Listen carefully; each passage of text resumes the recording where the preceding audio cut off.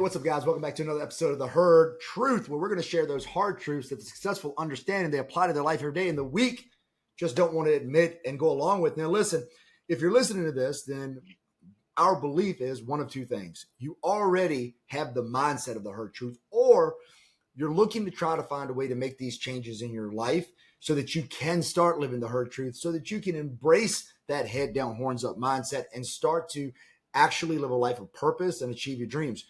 Our goal and our hope here is for the guests on all the show to share their lived experiences to inspire you and maybe teach you a few things so that you can keep going forward with that. With that being said, I am so pumped to have today's guest. I've been wanting to have Kevin on the show since we first started, but Kevin was just wrapping up the academy and he didn't have a lot of time to jump on. So first of all, Kevin, kudos, congratulations on graduating from the police academy up there. You guys went through a little bit different experience the way you were basically a police officer and then they sent you to the academy, right? Yeah. Thanks for having me on, man. So Maine has a two-pin system. So there's a green pin, which is you go for about two weeks to 3 weeks of training, and then you go with about 3 months of field training officer. So you get back on the road, and then after that, you're certified. You're allowed to work as a police officer, and then your name goes on a wait list to eventually get into the actual 18-week academy. So I was a green pin for about 7 months waiting, and then about 5 months ago, my name got picked, and I went to the actual academy, and I just graduated on Saturday or Friday. That is it's still such a crazy concept to me because when you say you were working the road, like you were legitimately working the roads. You were Yep. issued a weapon, a badge, the whole nine yards. In my mind, and for anybody that's listening, because again, I've never heard of this anywhere. When you told me this, I was like, "What? What is the thought process behind that? Like, what is the benefit to it? Like, and if you're already working the road, why are you going through an academy afterwards?" Well, the thought process behind it, I think, is just because there's low numbers. Like there's not enough people that want to become cops right now, which is pretty easy to understand. And the benefit or the need for the academy is I can honestly say that I came out of the academy knowing things that I wish I knew as a green pin. More comfort in understanding what you're allowed to do as a police officer and also what the rights are of the people that you're protecting or, you know, arresting. Without the 18-week academy, I think things would be a lot worse. I'm glad there's a green pin system just because I was allowed to actually get on the road, but at the same time, I needed to go through the academy to actually learn how to do my job. And so, talk about your time in the military. Do you think your time in the military helped prepare you, Oh, especially for the yeah, system where we're here, where we don't even go through the academy first? yeah. No, I got lucky because when I decided to become a police officer, I had already been through the military. I was a paratrooper in the Army, been deployed. I got out of the Army. I worked several different jobs doing a lot of different things. I was a welder. I was a heavy equipment operator, and then I got into coaching. And I found my passion was in strength conditioning coaching, working out, helping other people get in shape. And so I, I came into law enforcement with the ability to talk to people that a lot of the younger kids at the academy did not have. They would, go through scenarios and they'd sound like robots versus just talking to the person and having a conversation and and having a level of confidence that comes with just being a little bit older, I guess. And also, I would say the physical aspect of being in shape and knowing that you can handle yourself if it comes to physical altercation. It's kind of funny you talk about that. The ninth rule of the herd truth is what you did beats what you said, and you're talking about going into this experience with these younger guys and girls that are becoming cops, and you have that experience over them, that ability to have those conversations, and that's a benefit. But at the same time, did you feel like any burden, or did you feel behind the curve at all, being the old man in the group? Yeah, sometimes I did. Sometimes I did. But that all went away when we did PT because the young guns couldn't hang with the old dog, and it was it was fun. It was a good experience. There was a couple other guys that were older than me. I'm 34. There were some guys there that were 42. Yeah, the old guys were showing the young guys what was up when it came to PT. Why do you think that was? I mean, both of you guys, obviously, like you said, like, hey, this is, and I had a similar experience when I went through the fire academy, where you had these guys. I mean, and I would argue even more so for you, like, hell, you were already on the job for several months before you actually went through the academy. For us, it was like a year process to get selected and then start the academy. These guys and girls that sign up for these professions, they know what the job entails, but oftentimes they don't show up prepared. Why do you think that is? Man, I was talking to the lead instructor for the combatives portion of the state, and we were having the same conversation, and I'd have no idea. Like I can't put my head around it. I think it's a mindset, like a way of life. It's a lot more than just being prepared to go to do a job. It's about having pride in in who you are. Like, are you working towards getting better at anything in life? Like, do you take pride in what you're eating? Do you take pride in how you spend your time? I mean, there's a lot of kids at this academy that were literally talking about video games and waking up at 11 a.m. on a Saturday because we came home on Friday night and went back on Monday morning every week. And there was guys talking about how they sleep until noon, or they do this and that. And they ask me, and it's like, man, I'm up at 6, helping, doing things around the house, making sure shit gets done, going to jujitsu, going to do some striking classes. I'm always trying to do something to get better. And I feel like, I don't know if that's an age thing or what it is. I think it's honestly just a mindset thing, because there were some young kids in the academy with me that were also very motivated, very disciplined. So I don't know. I think it's easier to avoid reality. It's easier to sit there and say that nothing bad is ever going to happen, or that you're never going to need to be in physical shape, or you're never going to need to know how to shoot a gun, or you're never going to need to, whatever the thing is. And in reality, it's not if, it's just when. That rolls really well into the first truth. And the first truth is developing the body transforms the mind. And you've been through so much in life. And we were talking before we jumped on the call about how physical fitness is an outlet for you. When I went through the academy, one of the things that I always told people that I really disliked about the academy is, we went through there and you would see these guys get in decent shape over 6 months. But then within 6 months of being at the academy, they were worse than before they started. And I think the academy, again, I don't know if it was like this for you at the police academy, but the fire academy did this a lot, where it's like, it was almost like the military, like a paramilitary organization. We're going to use PT as a corrective action. And I understand why the military does it. We want to get you to that completely fatigued point where, they say fatigue makes cowards of us all.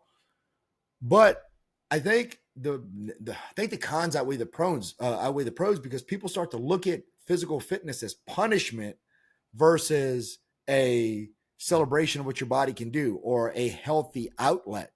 And I'm curious, like, do you see, now that the academy's over, do you think these guys will stay on their workout program? Do you think they'll fall off? And how do you see it going? I think many will fall off. I already started hearing the excuses. Well, people were making excuses for why they, had never started doing any type of martial arts, because uh, part of the academy is there's a huge emphasis on mechanics of arrest and control. So hands-on tactics. And that's been my passion for a long time. Before getting into law enforcement, I've been training jujitsu, MMA. But then getting into law enforcement and seeing that opportunity, I really kind of focused on it. But there was a lot of people who immediately after getting their ass kicked for the first time were like, all right, what do I need to do to fix this? And I was like, well, you going to join a gym. And they said, well, yeah, I'm going to do that. So there's a ton of people who said they wanted to do it, and then immediately came in the bullshit excuses. Too tired. I have a wife and kids. Responsibilities, life. And they asked me, and it's like, well, dude, I'm married. My wife is very sick. I have to help her, often, take care of those things. I also have another job. I work for the, Soldier Fit in the Herd. I'm one of the coaches. So I also have to do that stuff on the weekends. I only have the same 2 days that you have. And yet I'm going for private one-on-one jujitsu lesson with my coach on a Saturday, and I'm going to live rolls on a Sunday. And they're like, how do you do it? And it's like, you just make time for it. It's no longer, It's no longer a thing where you pencil it in if you have time. No, it's on your fucking calendar. It's there. You're going to do it. It's just like eating. You're going to eat lunch. You're going to go to jujitsu. It's not an option. And some people don't understand that. They can't put that together. And it doesn't have to be just martial arts or fitness, maybe just fitness. And then they say, well, I don't have time to spend an hour at the gym. Well, dude, you don't have to spend a fucking hour at the gym. You can spend 15 minutes doing burpees and get a hell of a workout. So at the end of the day, it's just bullshit excuses. And I started to already hear them as we were going through the academy as to why they couldn't go. And then, out of the 20 people that said they're going to start doing jujitsu, as soon as we got out of the academy, maybe 10 will actually show up to the gym. And out of those 10, maybe 2 or 3 will actually stick with it. You know how it goes. Which is always been to me mind-boggling, because we would actually bring when the Fort MMA was still with us before he sold it and it became Groundswell. We would bring police officers, and we had some police officers that were on staff there, and we would bring the cadets in here, and I would watch, and I would be like, you guys have no skills at all, not even a little bit. And I can't wrap my mind around the idea that I just got my ass whooped in a safe scenario, and I'm going to use the excuse of my wife and kids. Like, no, do you not want to go back home to them? Right. Yeah. And even if you train, it's not guaranteed. No. But shit, imagine if you don't train, what the reality of that is. We'll switch gears a little bit, because you mentioned it. You talked about your wife is not doing well health wise. How do you wrap your mind around that, and then do the other things that you have to do? Because you've got to be a good spouse, but by the very nature of what you do for a profession and a career, like, you've got to be able to show up and be on a team. Like, other people's lives are depending on you to be here and in the game. How do you manage that? As far as my wife goes, everyone that's married has, or in a relationship, has issues and stuff like that. So, if we're ever in a argument or whatever, before I leave for work, we have an agreement that we squash it right then. We tell each other we love each other, and we're good. When I come home, maybe we keep discussing whatever it is. But before I leave for work and while I'm at work, there is no stressor outside of my job. And that's really important, because when you're in those situations, or, if you're military, deployed, whatever, you cannot be thinking about outside shit, because that's taking away the little bit of knowledge or thought process you have to think about, does this guy have a gun, or whatever the situation is. So we're really good about that. Over the years, we've been together 10 years, so we've learned how to create systems for stuff like that. As far as my stress relief, we pretty much were just talking about it. Physical fitness. I love working out. It's not a chore for me anymore. There are days when I don't want to do it, but I just do it because there's no option. Keeping my mind right with work, I just try to focus on the task at hand. I do that. It's hard to think about multiple things at once, and when you're doing this kind of job, you're thinking about all kinds of things at once. But if you have less distractions on the outside, like if you make sure that you are disciplined the rest of the day before work, then you know that there's nothing to be worried about while you're there. It's kind of hard to do, but you just kind of shut that door. You walk in, you're at work, you shut the door, and you're no longer thinking about mortgage or whatever else. The shingles on the roof. We just had a huge storm, and shingles are everywhere on the lawn. I got to figure out how to get that back together. But you don't think about that stuff. You're at work, so it's not easy. It's not. And it kind of goes into what we were talking about earlier, where you're like, these young guys, they don't want to go do the extra work. They don't want to do that. And it really, for me, it ties into Rule 7, which is the standard is not the standard. I remember in NCOERs, the goal here was to check the bullet exceeds the standard. And people will see quotas, or they'll say, well, this is the minimum, and we check the block there, but the minimum is the minimum for a reason. Like, that's not the goal we're shooting for. So as somebody that's the older guy, as somebody that's, you're already getting fast tracked. They've already asked to send you to other schools.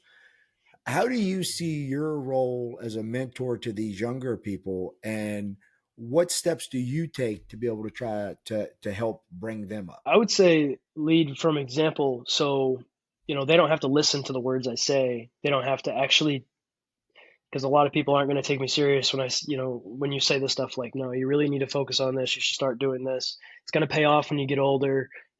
I had guys telling me that when I was in the military and I was young and dumb, and I was like, no, I'm not worried about that. I'm going to play video games and work out, and that's it. But rather than hear what I say, they'll see what I do. So they'll see me show up early to work out. They'll see me make sure my gear's all set up, ready to go. They'll see me take the extra time to do whatever I need to do. They'll they'll see me at the gym. They'll know that I'm putting in the work, and then they'll see the result if we ever do have to deal with a situation where the average, not average, but I mean, you see it online all the time now on Instagram, fat, out of shape cops getting their ass kicked by some high school wrestler kid. Like, it's everywhere, and it's sad.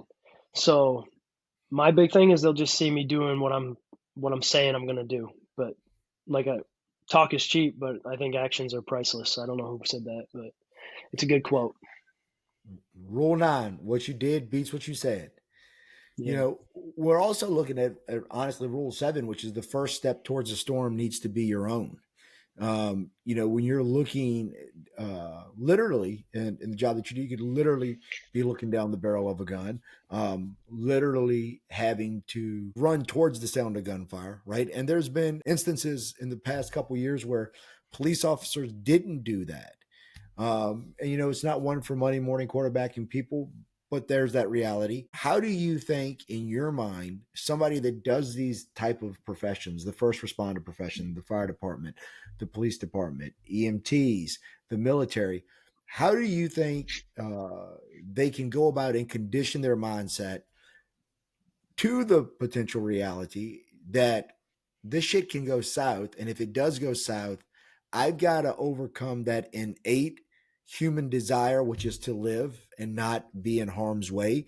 Mhm. How do you help people, especially the younger guys, get ready for that? Well, we actually had a really unique experience while we were at the academy, because while we were there, the Lewiston active shooters situation went down, and I could see the look on a lot of people's faces, like, oh shit, this is actually happening.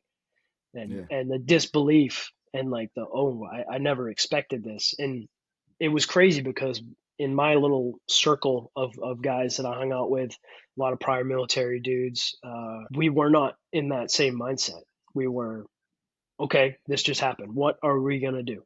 And in our case, we can't do a damn thing. We're at the academy. We're going to continue to learn and work through the process and graduate. um, but I honestly, I think we're just wired different, dude. Like, it's not a job for us. It's a way of life. It's not something, I think Tim Kennedy said it best when he talked about first responders, and he was like, once you decide to do something where you're protecting, preserving others, people's lives, you give up the opportunity to be lazy, to be fat, to eat like shit, to not work out, to not train in physical fighting type stuff, martial arts, stuff like that. You give up all those rights. You give up the right to stay out and drink late. To get up late. You give up all that because it's no longer about you. And so I don't. I think for the ones who are really good or great at the jobs, at being a protector, whatever that is, military, police, anything like that, you need to. It's your life.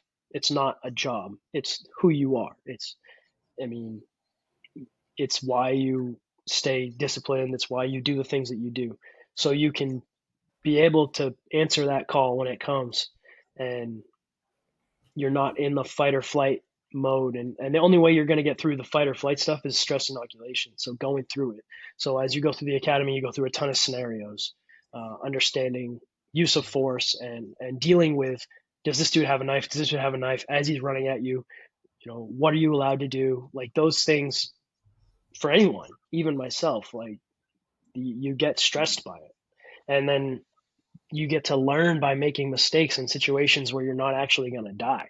Like you said, they go to the cadets go in and they get in these fights and they get their ass kicked and they don't come out of it learning the most valuable lesson, which is how do I not get my ass kicked next time? And it just blows my mind. And I don't have an answer for that. And I don't think anyone who is like us will ever have an answer for that because it's just not in our system. It's not how we're wired.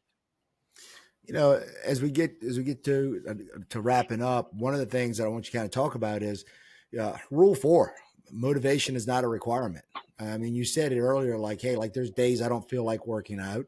You talk about the kids that were in the academy, like, oh man, we worked all week, so now I'm going to sleep into noon. I'm going to play video games.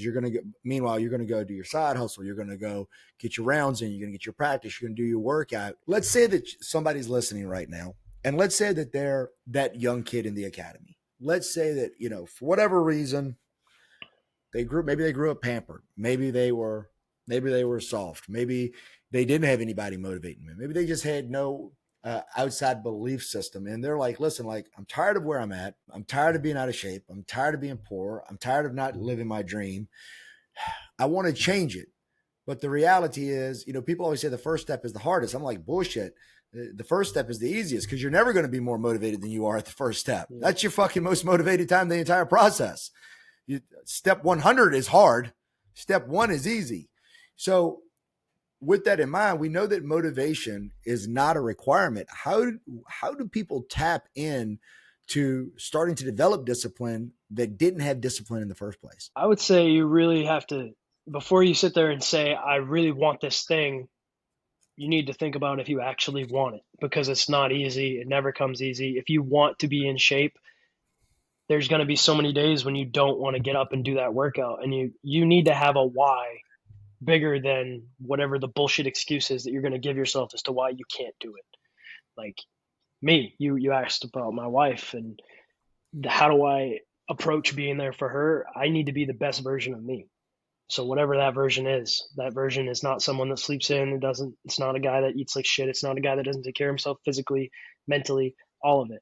So when you are wanting to get in better shape and lose fat and build muscle, or if you want to start working as a police officer or a firefighter, understand that now in your free time, you're going to be doing things that are going to push you towards whatever that goal is.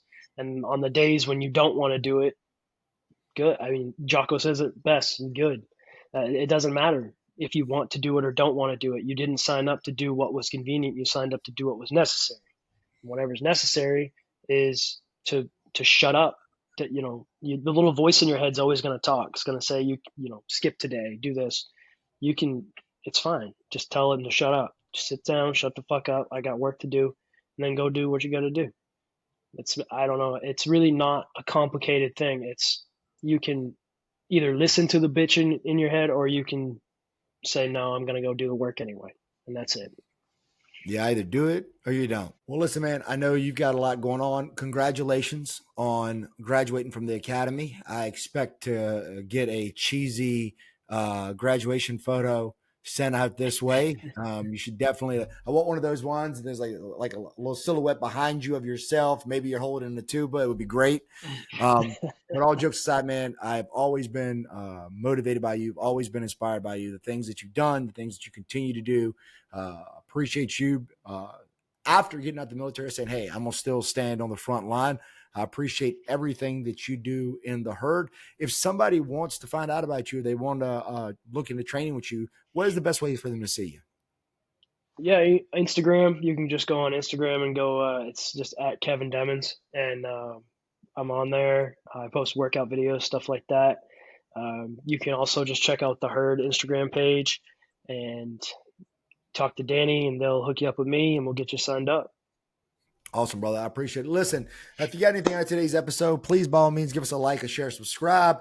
And most importantly, remember to keep living your... Still there?